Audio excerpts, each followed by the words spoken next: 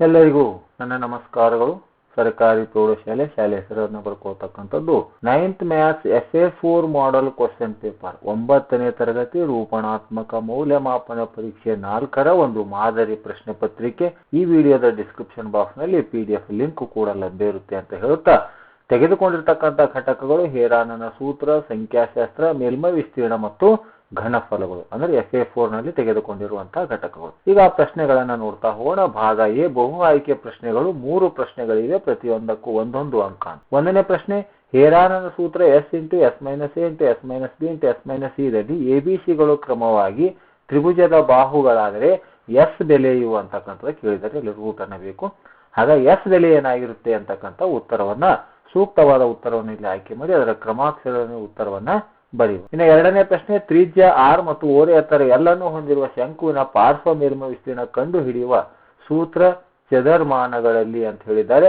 ಹಾಗಾಗಿ ಅದರ ಸೂತ್ರ, ಶಂಕುವಿನ ಪಾರ್ಶ್ವ ಮೇಲ್ಮೈ ವಿಸ್ತೀರ್ಣ ಕಂಡುಹಿಡಿಯುವ ಸೂತ್ರ ABCD 4 ಆಪ್ಷನ್ಗಳನ್ನು ಕೊಟ್ಟಿದ್ದಾರೆ. ಸೂಕ್ತವಾದ ಉತ್ತರವನ್ನು ಆಯ್ಕೆ ಮಾಡಿ ಅದರ ಕ್ರಮಾಕ್ಷರದೊಡನೆ ಉತ್ತರವನ್ನು ಬರೆಯುತ್ತದೆ. 3ನೇದು, ಸಮಾನ ಅಂತರದಲ್ಲಿರುವ ವಿಭಿನ್ನ ಎತ್ತರದ ಆಯತಾಕಾರದ ಸ್ತಂಭಗಳ ಮೂಲಕ ದತ್ತಾಂಶಗಳನ್ನು ದೃಶ್ಯ ರೂಪದಲ್ಲಿ ತೋರಿಸುವ ನಕ್ಷೆ ಸ್ತಂಭರೇಖಾ, ಪೈ ನಕ್ಷೆ, ಆವೃತ್ತಿ ಬಹುಭುಜಾಕೃತಿ, ಹಿಸ್ಟೋಗ್ರಾಮ್ ಅನ್ನುವಂಥ ಉತ್ತರ.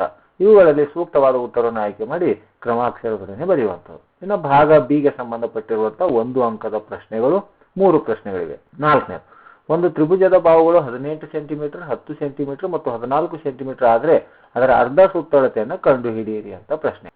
5ನೇ ಪ್ರಶ್ನೆ, ತ್ರಿಜ್ಯ R ಮಾನಗಳಿರುವ ಅರ್ಧಗೋಳದ ಪಾರ್ಶ್ವ ಮೇಲ್ಮೈ ವಿಸ್ತೀರ್ಣ ಕಂಡುಹಿಡಿಯುವ ಸೂತ್ರವನ್ನು ಬರೆಯಿರಿ ಅಂತ. 6th ಕ್ವಶನ್, ವರ್ಗಾಂತರ 10 ರಿಂದ 20ರ ಮಧ್ಯ ಬಿಂದುವನ್ನು ಕಂಡುಹಿಡಿಯಿರಿ.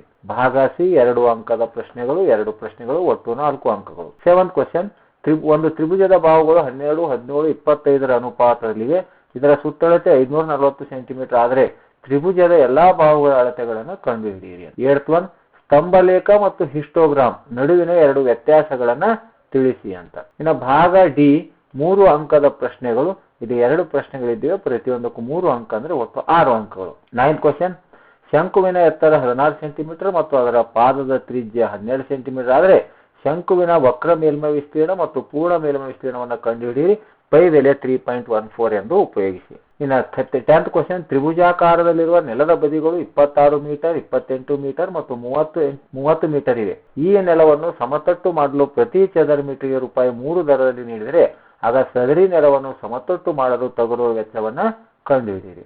ಇನ್ನು ಭಾಗ E 4th marks questions, only 1 question. 11th question, ಮೆಕ್ಕೆಜೋಳದ ತೆನೆಯು ಚಿತ್ರವನ್ನು ಗಮನಿಸಿ ಸುಮಾರಾಗಿ ಶಂಕುವಿನ ಆಕಾರದಲ್ಲಿದೆ. ಅದರ ಅಗಲವಾದ ಭಾಗದ ತ್ರಿಜ್ಯವು 2.1 ಸೆಂಟಿಮೀಟರ್, ಅದರ ಉದ್ದವು ಅಂದರೆ ಎತ್ತರ 20 ಸೆಂಟಿಮೀಟರ್ ಇದೆ.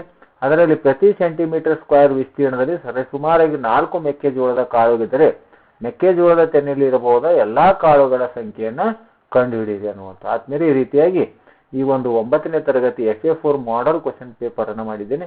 ಇದರ PDF ಅನ್ನು ಕೂಡ ವಿಡಿಯೋದ ಡಿಸ್ಕ್ರಿಪ್ಷನ್ ಬಾಕ್ಸ್ ನಲ್ಲಿ ಲಭ್ಯ ಇರುತ್ತೆ ಅಂತ ಹೇಳುತ್ತಾ, ಈ ವಿಡಿಯೋ ಇಷ್ಟ ಆದರೆ ದಯವಿಟ್ಟು ಲೈಕ್ ಮಾಡಿ ಅಂತ ಹೇಳುತ್ತಾ ಮತ್ತು ಅಲ್ಲಿರುವಂತಹ ಹೈಪ್ ಬಟನ್ ಮೇಲೆ ಕ್ಲಿಕ್ ಮಾಡಿ ಅಂತ ಹೇಳುತ್ತಾ, ಈ ವಿಡಿಯೋ ನೋಡಿರುವ ತಮ್ಮೆಲ್ಲರಿಗೂ ನನ್ನ ನಮಸ್ಕಾರಗಳು.